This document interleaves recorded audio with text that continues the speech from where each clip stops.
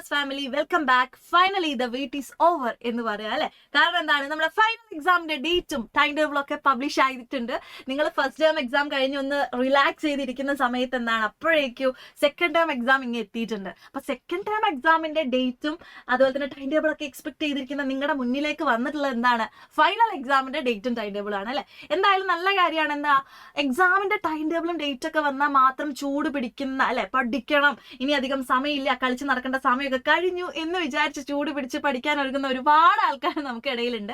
അതുപോലെ തന്നെ നമുക്ക് പ്രോപ്പർ ടൈം ടേബിൾ വെച്ചുകൊണ്ട് ഓരോ സബ്ജക്റ്റിനും ഓരോ ചാപ്റ്റേഴ്സിനും ഇത്ര ടൈം കൊടുത്ത് പ്രോപ്പറായിട്ട് പ്ലാൻ ചെയ്ത് പഠിക്കാനുള്ള അവസരമാണ് നിങ്ങൾക്ക് വന്നിട്ടുള്ളത് അല്ലെ. അപ്പൊ നിങ്ങൾ എല്ലാവരും ടൈം ടേബിൾ കണ്ടിട്ടുണ്ടാകും. നമുക്ക് ഒരുപാട് ടൈം ഓരോ സബ്ജക്റ്റിനും ഉണ്ട്. നമുക്ക് 5-ന് തുടങ്ങുന്ന എക്സാം 27-നാണ്, മാർച്ച് 27-നാണ് എക്സാം അവസാനിക്കുന്നത്. ഓരോ സബ്ജക്റ്റിനും ഗ്യാപ്പ് ഉണ്ട് നിങ്ങൾക്ക് പഠിക്കാനായിട്ട്. നല്ലൊരു ടൈം ടേബിൾ ആണ്. നമുക്ക് ടൈം ടേബിൾ ഒന്ന് ചെക്ക് ചെയ്യാം അല്ലെ. ഫസ്റ്റ് എക്സാം വരുന്നത് ഇംഗ്ലീഷ് ആണ്. 5-നാണ് എക്സാം വരുന്നത്. അപ്പം ഇംഗ്ലീഷ് എക്സാം ഐശ്വര്യമായിട്ട് നമ്മൾ തുടങ്ങുകയാണ്. ആൻഡ് നെക്സ്റ്റ് അക്കൗണ്ടൻസി എക്സാം ആണ് 9-നാണ് വരുന്നത്. അപ്പൊ 5-ന് എക്സാം കഴിഞ്ഞിട്ട് പിന്നെ അടുത്ത എക്സാം വരുന്നത് 9-നാണ്. അപ്പം അക്കൗണ്ടൻസി മെജോറിറ്റി ഓഫ് സ്റ്റുഡൻസിനും കുറച്ച് ടഫ് ആയിട്ടുള്ള സബ്ജക്റ്റ് ആണ് അല്ലെ. അപ്പൊ നിങ്ങൾക്ക് എന്താണ്, അക്കൗണ്ടൻസി നന്നായിട്ട് പഠിക്കാനുള്ള ടൈം അവിടെയുണ്ട്. ആൻഡ് പാർട്ട് 2 ലാംഗ്വേജ് ആണ്. അത് 11-നാണ് വരുന്നത്. അപ്പോൾ 9 കഴിഞ്ഞ് 11 വരെ പഠിക്കാനുള്ള സമയമുണ്ട്.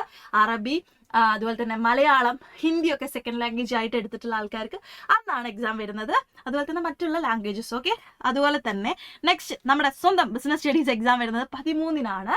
അത് കഴിഞ്ഞ് 16-നാണ് നെക്സ്റ്റ് എക്സാം വരുന്നത്. പൊളിറ്റിക്കൽ സയൻസ്, കമ്പ്യൂട്ടർ ആപ്ലിക്കേഷൻസ് ഒക്കെ ഓപ്ഷണൽ സബ്ജക്റ്റ് ആയിട്ട് എടുത്തിട്ടുള്ള ആൾക്കാർക്ക് അന്നാണ് എക്സാം വരുന്നത്.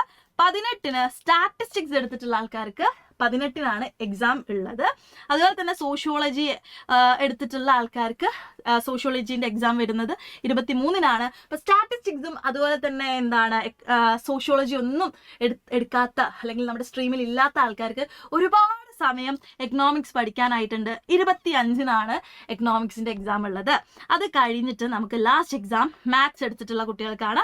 മാത്സ് എടുക്കാത്ത ആൾക്കാർക്കുള്ള സന്തോഷ വാർത്ത എന്താണ്, 23-ന് നമ്മുടെ എക്സാം കംപ്ലീറ്റ് ആവും അല്ലെ. അപ്പൊ അവിടെ പ്രോപ്പറായിട്ട് നമുക്ക് ടൈം ഉണ്ട് നന്നായിട്ട് പഠിക്കാനായിട്ട്. അതുപോലെ തന്നെ ആഫ്റ്റർനൂൺ സെക്ഷൻ ആണ് നമ്മുടെ എക്സാംസ് വരുന്നത്. അതുപോലെ തന്നെ നിങ്ങൾ ശ്രദ്ധിക്കേണ്ട കാര്യം എന്താണ്, നമുക്ക് സാറ്റർഡേയ്സ് എക്സാം ഇല്ല. ഓക്കെ, സാറ്റർഡേയ്സ് എക്സാം ഇല്ല. +2-നെ സംബന്ധിച്ച് സാറ്റർഡേയ്സ് എക്സാം ഉണ്ട്. അപ്പൊ നമുക്ക് കറക്റ്റ് ആയിട്ട് പ്രോപ്പർ ആയിട്ട് പഠിക്കാനുള്ള സമയം നിങ്ങളുടെ മുന്നിലുണ്ട്. നന്നായിട്ട് തന്നെ പഠിക്കുക. ട്രിപ്പിൾ ഭാഗത്തു നിന്നുള്ള എല്ലാ സപ്പോർട്ടും നിങ്ങൾക്ക് ഉണ്ടാകും. ഓക്കെ, അപ്പൊ അടിപൊളിയായിട്ട് നമുക്ക് +1 ഫുൾ മാർക്ക് നേടാം.